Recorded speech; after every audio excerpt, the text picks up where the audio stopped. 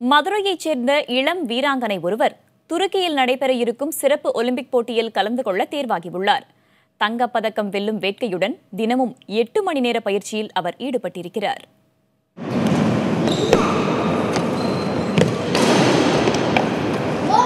Jerlin Anika badminton களத்தில் வியர்வை கொட்ட தீவிர பயிற்சியில் ஈடுபட்டிருக்கும் இவருடைய நேர்த்தியான ஆட்டம் அனைவரையும் ஆச்சரியப்பட வைக்கிறது. மதுரை தெற்கு வாசல் பகுதியைச் சேர்ந்த ஜெயரட்சகன் லீமா ரோஸ்லின் தம்பதியின் மகள் இவர். தற்போது 8ஆம் வகுப்பு படித்து வரும் இவர் பேச்சு மற்றும் செவித்திறன் குன்றியவர். சென்னையில் நடைபெற்ற சிறப்பு ஒலிம்பிக் போட்டிக்கான தேர்வில் பேட்மிண்டன் பிரிவில் பங்கேற்று முதலிடம் பிடித்தார். இதையடுத்து துருக்கியில் ஜூலை மாதம் நடைபெறவுள்ள சிறப்பு ஒலிம்பிக் போட்டிக்கு தேர்வாகியுள்ளார். ஜெர்லினின் ஆட்டத்திறனை மதிப்பிடுகையில் பதக்க வாய்ப்புகள் பிரகாசமாக இருப்பதாக தெரிவிக்கிறார் அவருடைய பயிற்சியாளர். லாஸ்ட் ஒலிம்பிக் 2013 வந்து பல்கேரியா நடந்துச்சு. அதை சர்வே பண்ணி வச்சுருக்கோம். அதில் சைனீஸ் டைப்பே தான் மெடல் அடித்தாங்க. அவங்கள நாங்கள் வின் பண்ணுறதுக்கான வாய்ப்புகள் நிறையா இருக்குது. நல்லா ப்ராக்டிஸ் பண்ணியிருக்கோம்.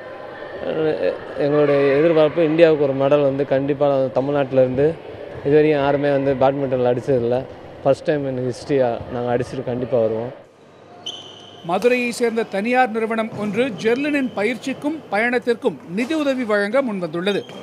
என்றாலும் சிறப்பு ஒலிம்பிக் போட்டியில் பங்கேற்கும் வீரர் வீராங்கனைகளையும் அவர்களுடைய பயிற்சியாளர்களையும் அடையாளம் கண்டு மத்திய மாநில அரசுகள் நிதி உதவி வழங்க வேண்டும் என்றும் கோருகிறார் ஜெர்லினின் தந்தை. இந்த மாதிரி ஸ்பெஷல் சைல்டுகளுக்கு கவர்மெண்ட்லேருந்து நல்லா சப்போர்ட் பண்ணாங்கன்னா அவங்களோட லைஃப்பும் நல்ல ஒரு இதுக்கு போகும்.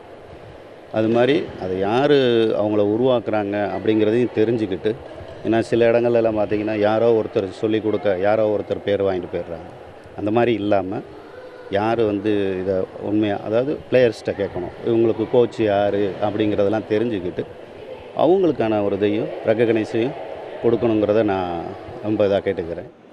பாராலிம்பிக்கில் தங்கப்பதக்கம் வென்று சாதித்த மாரியப்பனை போல தேசத்திற்கும் தமிழகத்திற்கும் பெருமை சேர்க்கும் நம்பிக்கையோடு இருக்கிறார் ஜெர்லின் அனிகா. புதிய தலைமுறைக்காக ஒளிப்பதிவாளர் சேரனுடன் செய்தியாளர் சிந்தலை பெருமாள்.